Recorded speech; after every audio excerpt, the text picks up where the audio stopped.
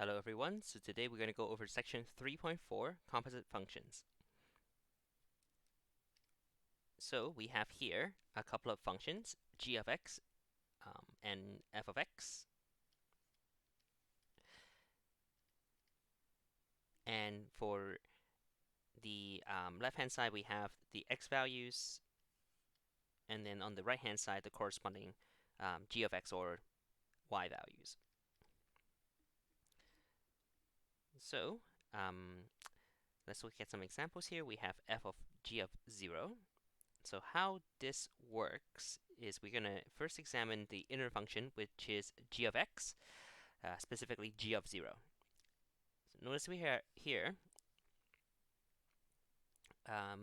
if x is equal to 0, then g of x is equal to 0. And we can evaluate that part. So we can substitute 0 for g of 0. And then we have f of 0, which of course is negative 2.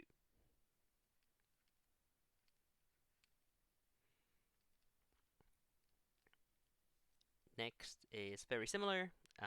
So we have g of negative 1, which of course is 2. So this would be the same thing as saying f of 2. And f of 2 is 3.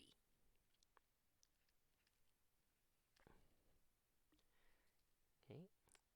Now the functions can be applied in reverse order as well.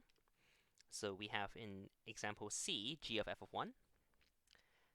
F of 1 is 0. So this is the same as g of 0. And from part A, we know that g of 0 is just 0. And finally, the same function can be applied twice.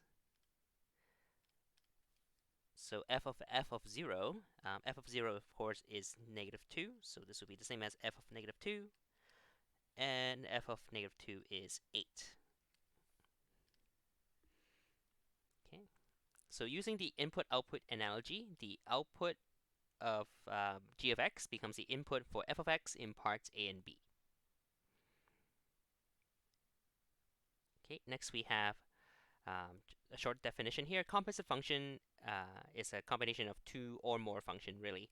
So we have f of x and g of x in our example, and we will generalize it to any values of x in the domain of the inner function. So they can combine, for example, f of g of x is one way to write it. G of f of x is another possibility. Now, in most cases, these two will be different function, and the same function can be kind of applied twice, as we have in the third case, g of x. Okay. Right, and then we have in example 2, a couple of functions that are more familiar. One is quadratic. F of x is equal to 2x squared plus 3, and g of x is a linear function, 2x plus 3. Okay, so let's look at example 2a. We have g of f of negative 2, g of f of negative 2. All right, so first we'll apply the inner function. So this is the same as saying g of, and then 2 times negative 2 squared plus 3, which could be simplified. So this would be negative 2 squared is 4, 4 times 2 is 8, 8 plus 3 is 11. So this is the same as g of 11. Then g of 11 is, sorry about that, 2 times 11 plus 3, which gives us 25.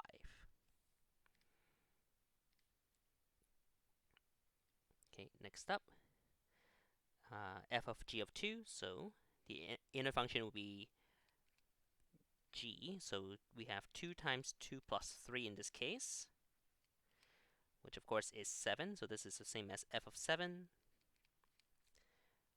F of 7 is the same as 2 times, 7 squared plus 3. So 7 squared is 49. 49 times 2 is 98. Plus 3 gives us 101. And finally, instead of looking at specific values of x, we can combine first the functions themselves, and then we will have new functions. So example C, we have g of f of x, and then f of g of x. So let's look at f of g, g of f of x first. So we have g, and then of course we'll replace the entirety of f of x with the function itself, and that will be 2x squared plus 3. And then g, of course, means we have 2 times, and then 2x squared plus 3, and then plus 3 outside of the parentheses. Right, so the function f of x takes up the space that this x would be. All right, and then following that, multiply everything out, we have 4x squared plus 6 plus 3, which could be simplified further to just 4x squared plus 9.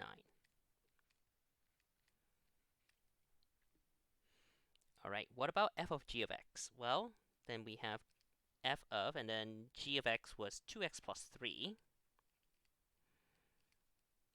That means we have 2 and then 2x plus 3 all squared, and then plus 3 outside of the parentheses and then in the back there.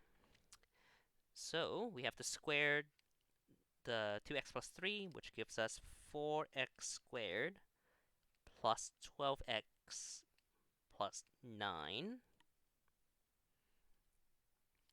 then we still have plus 3 at the end. Multiply every part by 2, so this will become 8x squared plus 24x plus 18 plus 3. And combining like terms, we'll have 8x squared plus 24x plus 21. So again, that just goes to demonstrate the difference between g of f of x and then f of g of x. Alrighty, so far we have looked at a diagram for f of x and g of x. We've looked at specific function algebraically. So next up we have a couple of graphs here. Given f of x and g of x, so the identity of these functions will be found. F of x is really just the square root of x plus 4.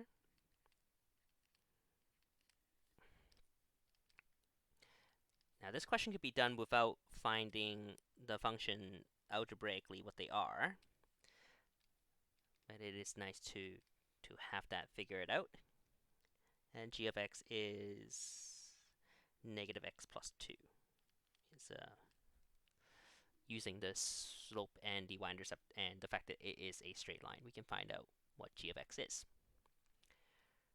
All right, so using these two graphs of f of x and g of x respectively, we can find out what g of f of 5 is. So first of all, f of 5, so when when x is equal to 5, we have a y value of 3. So this is the same as saying g of 3. And for the second function, when x is equal to 3, g of x is equal to negative 1. So this will be negative 1. Okay, so first we found, using the function f of x, when x is equal to 5, f of 5 is equal to 3. And then using the function g of x, when x is equal to 3, g of 3 is equal to negative 1. Similarly, for the second example, f of g of 3, of course, from the previous example, we know is negative 1. So this will just be simplified to f of negative 1. And so here's negative 1. Now this is a little bit tricky because that's not an exact value, but using the function that we found algebraically,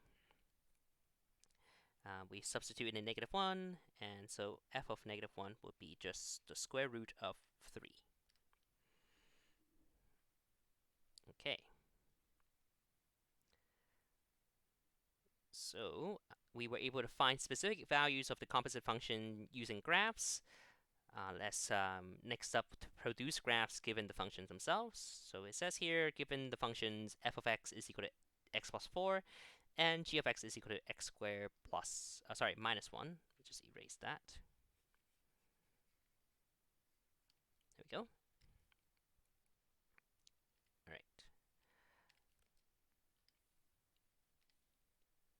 Okay, state the domain and range of each function. So let's color code this to make it a little bit easier.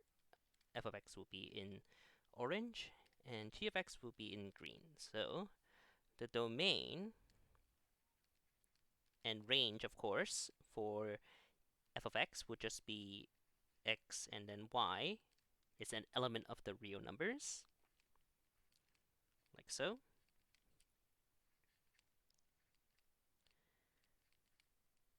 And then for g of x, the domain, still x is an element of the real numbers, it's just a quadratic function. The range, however, since it is a quadratic, so the graph resulting from that will be a parabola. It's moved down one space, so we know that y is going to be greater than or equal to -1. Okay, and then it says here to graph g of f of x. In order to graph this graph, probably a little easier to find out what it is algebraically. So let's go ahead and do that. So y is equal to g of, and then f of x, of course, is x plus 4. So what that means is y is equal to x plus 4 all squared, and then minus 1. Recall that we replaced the x in g of x with x plus 4.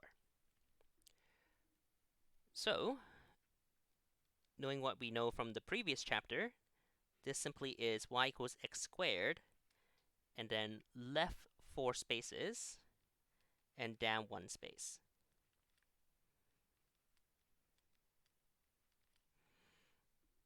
Let's go ahead and plot that. So here we have a parabola, so something that looks like this. Oops. Go ahead and try to draw this. Always a bit tricky to draw parabolas, of course. Just gonna do our best with this.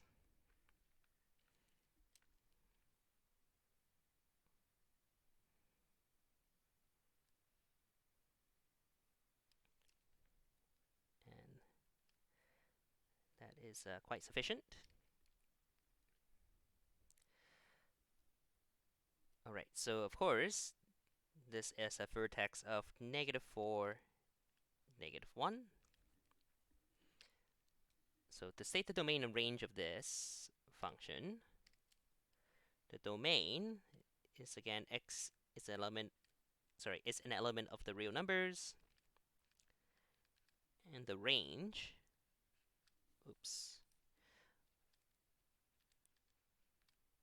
y is greater than or equal to -1.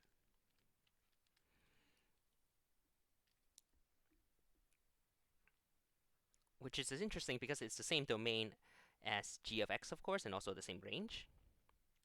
Now, what if we had instead f of g of x? See what happens then. So, use a different color as well for this case.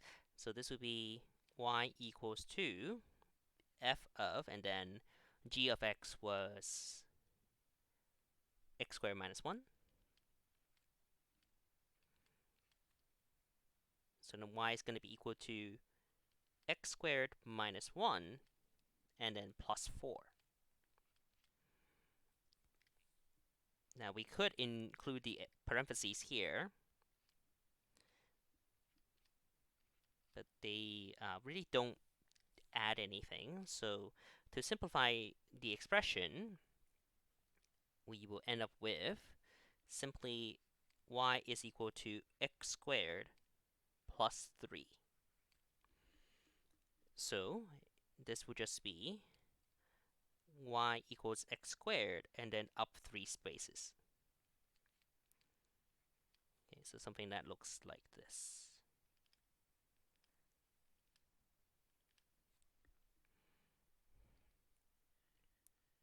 Again, let's try to draw this parabola.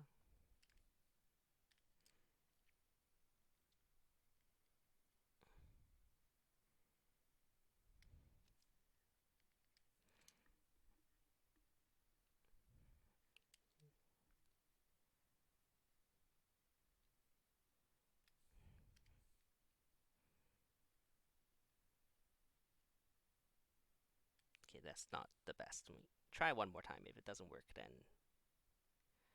we did our best. All right, that's good enough. So yeah, so this is the composite function y equals x squared plus 3. Again, that would be different from the previous example, g of f of x, right? That gave us x plus 4 all squared and then minus 1. And so the domain and range of this will be different as well, of course. The domain is still x is an element of the real numbers. However, the range will be y is greater than or equal to 3.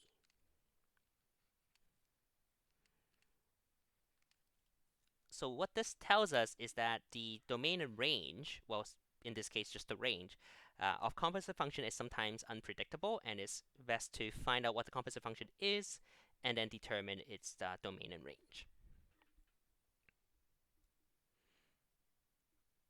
Okay. So finally, we have just a few example of combining functions of different forms. So if we look at question 2 here, f of x is a reciprocal function and g of x is a quadratic.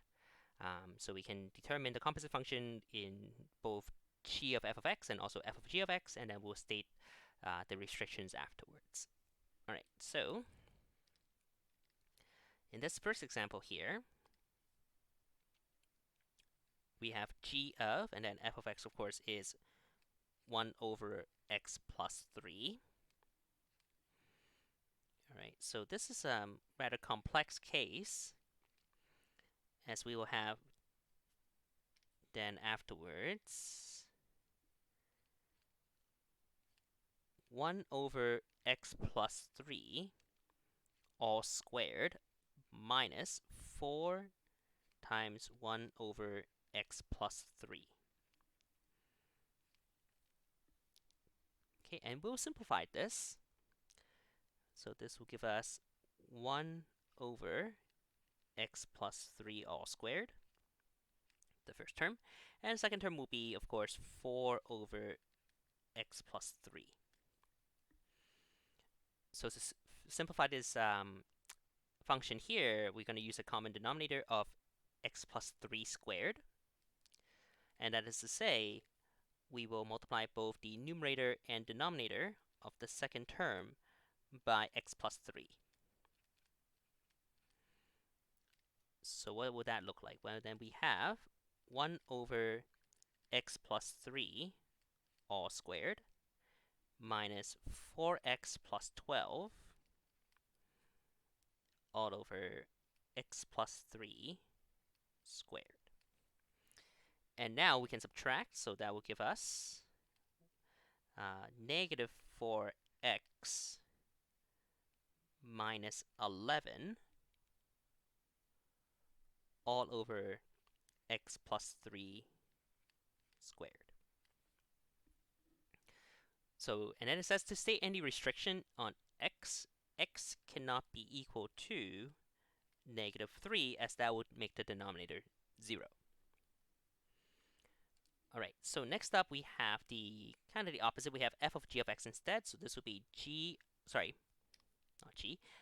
f of, and then x squared minus 4x.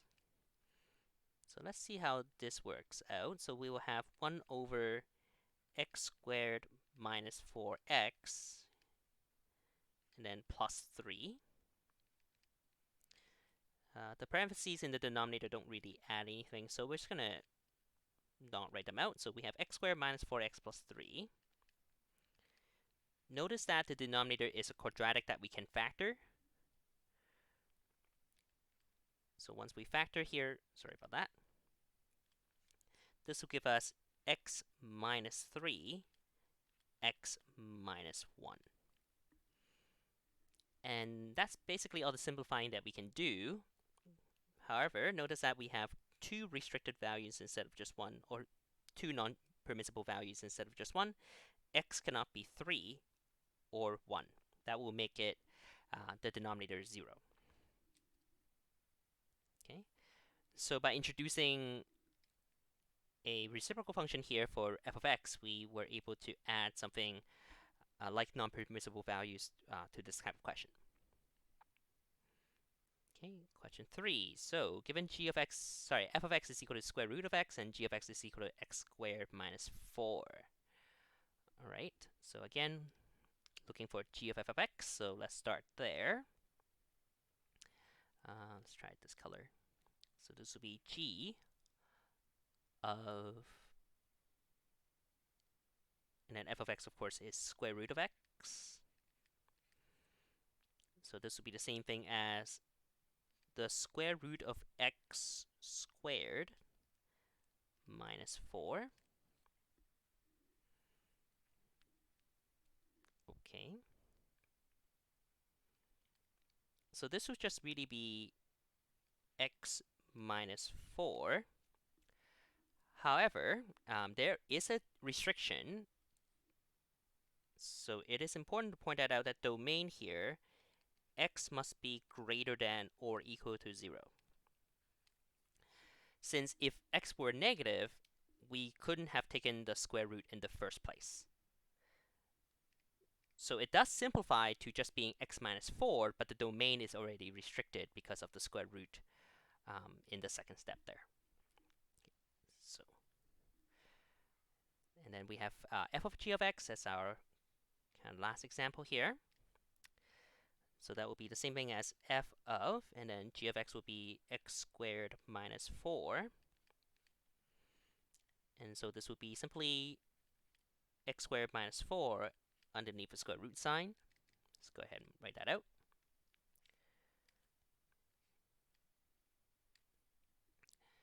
All right, so, and that's as much simplifying as we can do. However, if we are to find the domain, notice that x squared minus 4, since it is underneath the square root sign, it must be greater than or equal to 0. Okay, which means x squared must be greater than or equal to 4, which means either x is greater than or equal to 2, or x is less than or equal to negative 2. So this will be the domain of f of g of x.